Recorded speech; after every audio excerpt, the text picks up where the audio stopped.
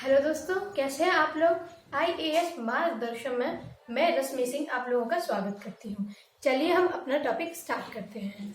हमारा टॉपिक अब स्टार्ट होगा। आर्यों के मूल निवास के संदर्भ में विभिन्न विद्वानों के अलग अलग विचार थे, यानी कि जो आर्य थे उनका जो मूल निवास कहाँ है इसके बारे में हम डिस्कस करेंगे। यहाँ पे जो कुछ विद्वानों ने कुछ बताया, कुछ विद्वानों ने बताया, हाँ वो उसको लिखते हैं।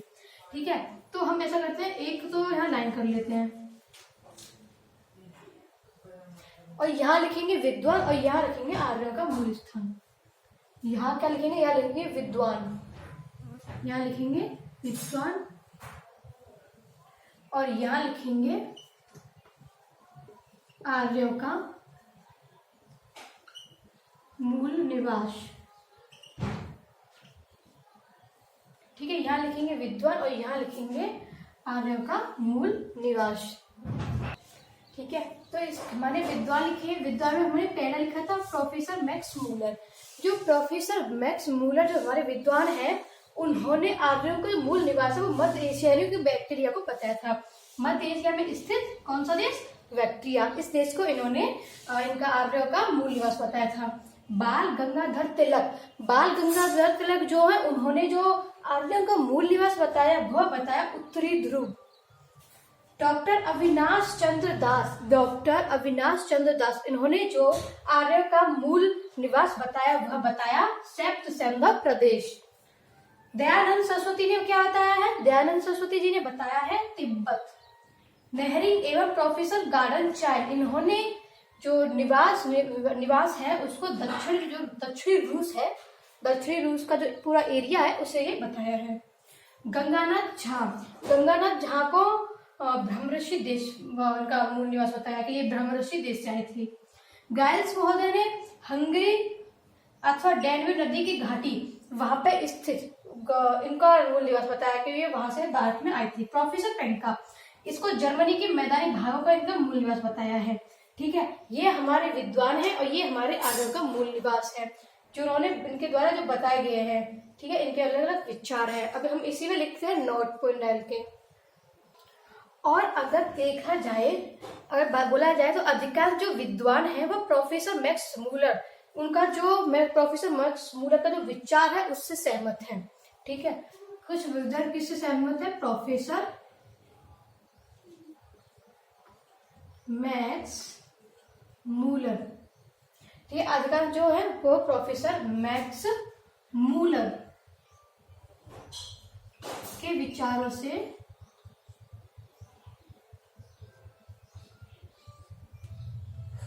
सहमत है।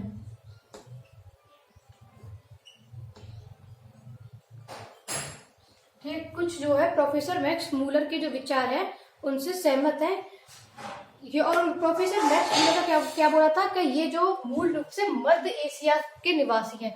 प्रोफेसर मैक्स मूलर ने यही बताया था ना कि ये मूल रूप से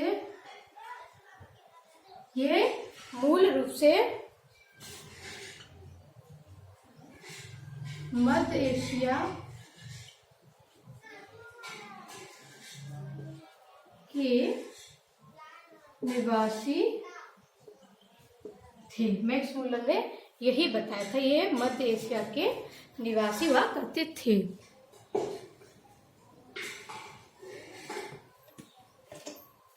अगर अब हम इनका देखेंगे भौगोलिक विस्तार,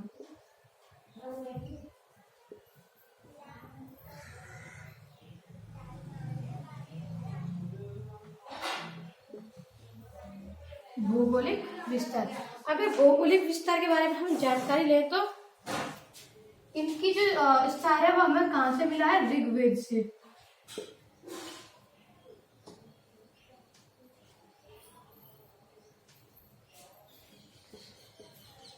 ठीक है, इनका जो प्रूफ है, इनका जो विस्तार है वो हमें जो है मुख्य रूप से मिला है ऋग्वेद से। जो ऋग्वेद है इसमें आर्य निवास स्थल के लिए, ऋग्वेद में आर्य निवास स्थल के लिए ऋग्वेद में आर्य निवास स्थल के लिए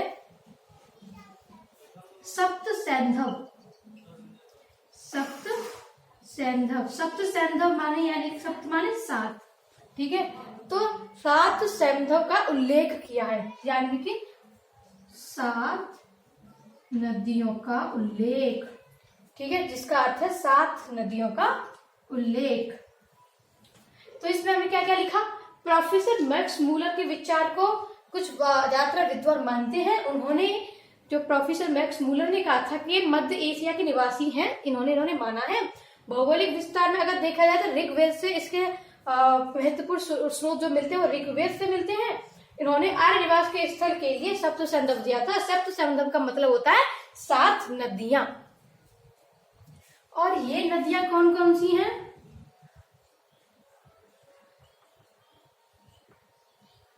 ये नदियां कौन कौन सी हैं बताइए। तो ये जो नदियां हैं, एक तो होगी हमारी सिंधु, सरस्वती, ठीक है, सिंधु, सरस्वती,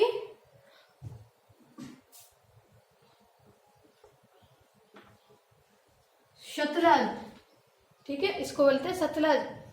और उस समय इसका जो नाम था वो नाम था शतुद्र, ठीक है, उस समय इसका जो नाम था वो था शतुद्र। अब इसके बाद विपाशा, जो कि इसे व्यास, जो कि इसे क्या बोला जाता था? व्यास। परष्टी, जिसको अब बोला जाता होगा रावी नदी।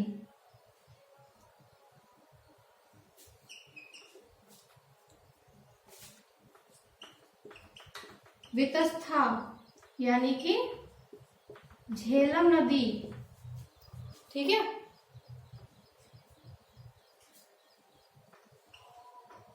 और एक है उसका लास्ट का जो नाम है वो है अस्किन, अस्किनी। और अब किस जिसे बोला जाता है चिनाब नदी। ये सप्त सैंधव है, यानी कि ये 7 नदियां हैं। और ऋग्वेद से जो हमें जानकारी प्राप्त हुई है, ऋग्वेद से जो हमें जानकारी प्राप्त हुई है, इससे हमें आर्यों का जो विस्तार है वह अफगानिस्तान, ठीक है, जो आर्यों का विस्तार है वह हमें अफगानिस्तान,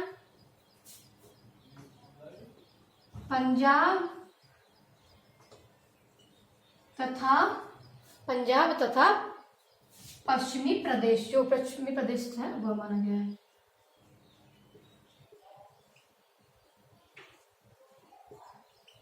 प्रदेश, ठीक है। ऋग्वेद के अनुसार अगर देखा जाए तो आर्यों का जो विस्तार है वह अफगानिस्तान, पंजाब तथा पश्चिमी उत्तर प्रदेश तक है। सतलज से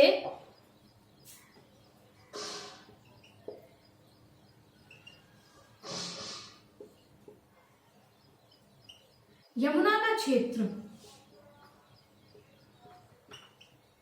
सतलज से यमुना का क्षेत्र, ठीक है, ऐसे बनता है। क्षेत्र जो है वह ब्रह्मव्रत कहलाता है। क्या कहलाता है? ब्रह्मव्रत कहलाता है, ठीक है, क्लियर। नेक्स्ट पॉइंट लिखिए, मनुस्मृति में सरस्वती, जो सरस्वती पहले नदी हुआ करती थी वो नदी, ठीक है, सरस्वती जो थी पहले नदी हुआ करती थी। और दृश्यद्वती नदियां, सरस्वती नदी और दृश्यवती नदी, इन दोनों का जो बीच का जो प्रदेश हुआ करता था ना, उसको बोला जाता था ब्रह्मव्रत, ठीक है, उसको क्या बोला जाता है? ब्रह्मव्रत बोला जाता था उसको। और इसी को ही, ब्रह्मव्रत को ही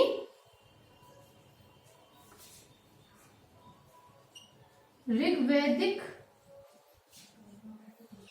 इस ब्रह्मव्रत को ही ऋग्वैदिक सभ्यता का केंद्र भी माना जाता था।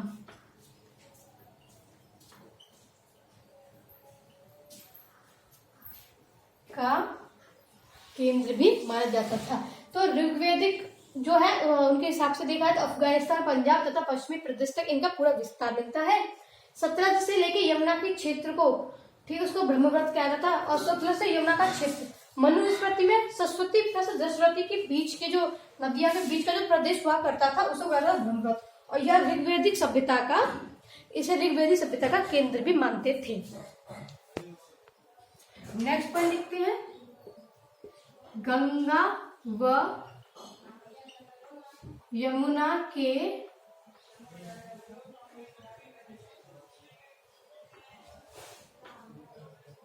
दोआ क्षेत्र, गंगा व यमुना के दोआ क्षेत्र एवं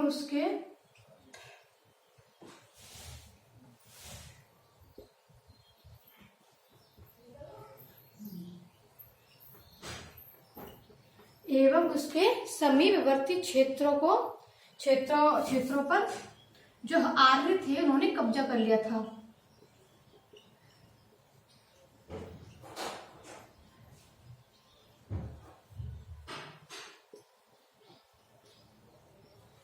आर्यों ने क्या कर लिया था? आर्यों ने कर लिया था कब्जा, और जिसे ब्रह्मऋषि देश कहा गया था। फिर जिसे बोला था ब्रह्मऋषि देश, ठीक है, जिसे क्या बोला गया था? जिसे बोला गया था ब्रह्मऋषि देश। नेक्स्ट पॉइंट लिखते हैं इसी में, कालांतर में संपूर्ण उत्तर प्रदेश में जो आर्य थे, ठीक है, जो कौन थे? आर्य, जो कालांतर में संपूर्ण उत्तर प्रदेश में आर्यों का विस्तार किया था और इन्हें आर्यावर्त कहा था। यानी कि मैंने बताया था इनका संपूर्ण उत्तर भारत में इनका वो था निवास, बताया था कुछ विद्वानों ने। तो आर्यों का जो संपूर्ण उत्तर भारत में जो इनका विस्तार था उसलिए इन्हें आर्यावर्त कहा गया था।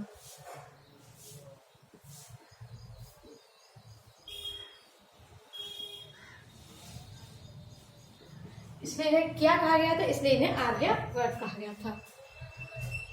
और अगर वैदिक संहिता में देखें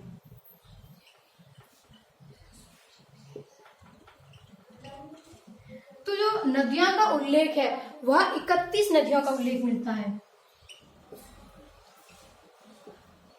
31 नदियों का उल्लेख मिलता है, जिसमें से ऋग्वेद में 25 नदियां, ठीक है, जिसमें से ऋग्वेद में 25 नदियों का उल्लेख मिलता है।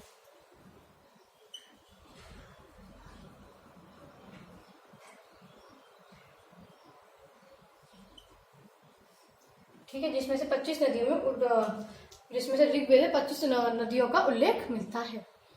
लेकिन ऋग्वेद के जो नदी सूक्त हैं, नदी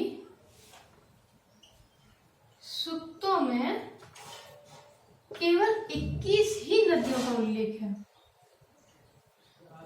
ठीक है, केवल कितनी? 21 ही नदियों का उल्लेख है। और इस 21 नदियों में सबसे जो महत्वपूर्ण नदी है,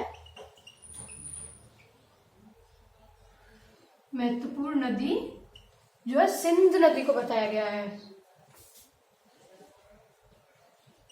ठीक है, जिसमें से सबसे महत्वपूर्ण जो नदी है उस नदी को सिंध नदी और सबसे महत्वपूर्ण से नदी बताया गया है। ठीक है, और सबसे पवित्र जो नदी है, पवित्र नदी सरस्वती को बताया है। पवित्र नदी किसे बताया है? सरस्वती नदी को बताया गया है। और इस सरस्वती जो नदी है इसके कई सारे नाम भी हैं। जैसे सरस्वती नदी को कई सारे नाम दिए गए, जैसे कि देवी,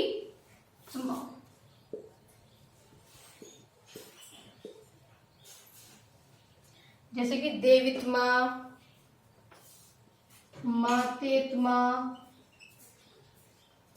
देवीतित्मा, मातेत्मा,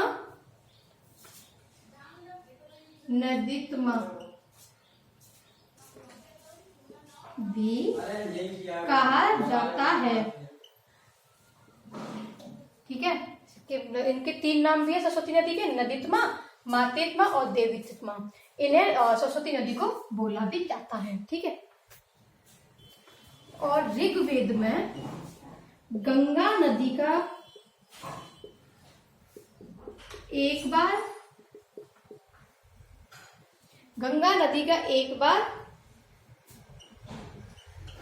यमुना नदी का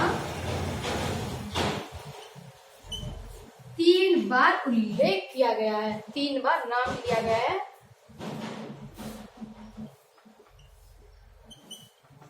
ठीक है, यहां तक क्लियर। ऋग्वेद में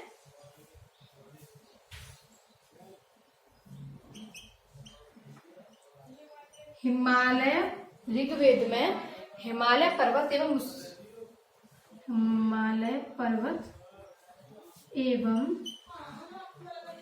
उसकी चोटी, हिमालय पर्वत एवं इसकी चोटी, उसकी चोटी यानी हिमालय पर्वत की, इस सेंटेंस को इस तरीके से लिख देते हैं, अच्छा लगेगा। इसकी